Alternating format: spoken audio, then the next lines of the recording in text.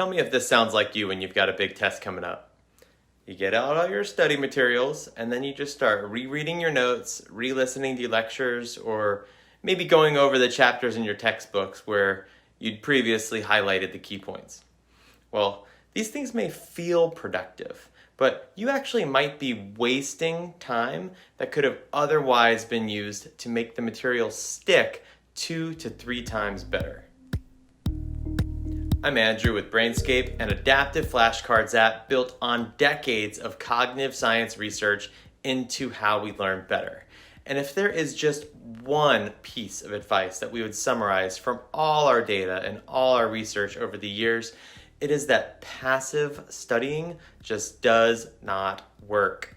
Rereading your notes might slightly help you on multiple choice recognition tests, and it kind of feels like the easy way, but if you really want to retain the information both for the exam and for the long haul, or just be able to retrieve it more actively even for short answer or essay questions, then you've got to learn how to study more actively. And today I'm going to give you 4 tips on how to do that effectively. The first tip may sound a bit obvious, so I'll just mention it briefly. If you have any old practice exams or if your textbook has questions at the end of each chapter, use them. Suggestion: getting your brain to practice the mental retrieval of information is key to establishing powerful memories of that information, whereas passive rereading doesn't push your brain quite as hard to build those memory traces. So make sure that you can answer any sample questions that already might be at your fingertips before you take the next step in active studying, which is viewing the material through the lens of the examiner, the instructor, and reframing it as if it were your own questions. For example, as you finish reading each paragraph, think, if I were the instructor, what questions could I formulate from this content?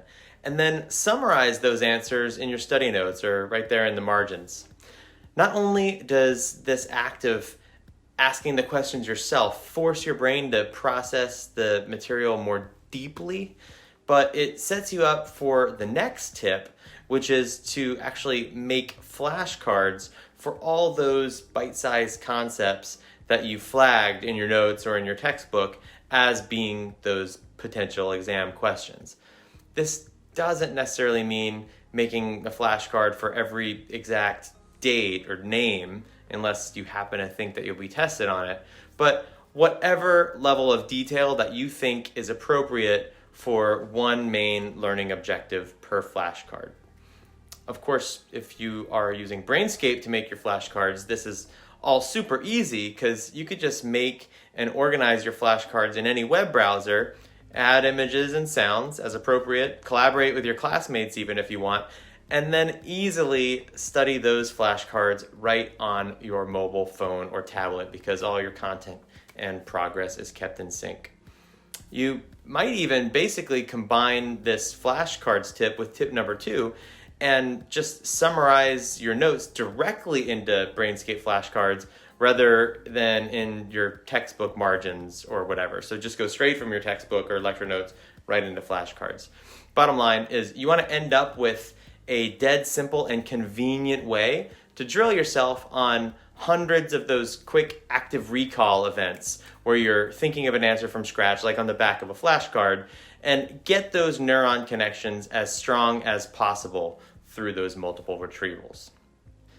Once you finally feel like you're starting to get confident in that material, like maybe if you're studying in Brainscape, when your Brainscape flashcard mastery gets to around 80% or so, that's when you finally get to solidify that knowledge by teaching it to someone else, or maybe an imaginary person. Basically, you're just trying to summarize and lecture everything that you can remember about the topic from your brain without even looking at your notes or a cue card until after you've finished your lecture and you want to compare what you missed.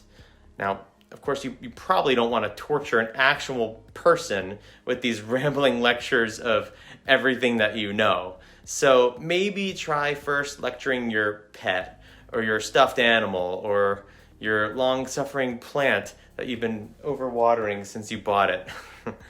This simplify and lecture someone else strategy, sometimes called the Feynman Technique, which we actually have a whole nother video about here on Brainscape, is the epitome of the old maxim that the best way to fully learn something is to teach it.